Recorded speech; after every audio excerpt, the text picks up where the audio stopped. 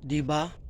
Adunay mga panahon nga sa istorya sa lain tao nahimo kang dautan o nahimo kang kontrabida. Natural na siya tungod kay ilam ng istorya, ilam ng storytelling, ilam ng kwento, di ba?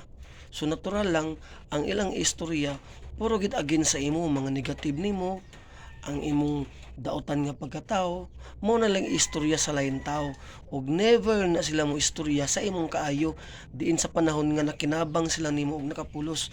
So ang ilang ipang istorya dana sa mga tao is puro gina mga negative agin sa imo. Unya, ang pinaka worst pagid nga issue dani, tuuhan din sila sa uban tao nga wala ganing kabalo sa istorya. Pero natural lang na siya. Dili nimo obligasyon nga mo explain o mapasabot sa tanan mga tao kung unsay kamotuoran. Ang importante, maayo kang tao.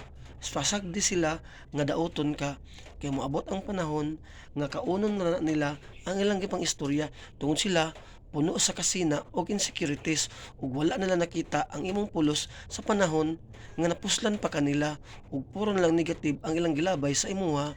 Okay?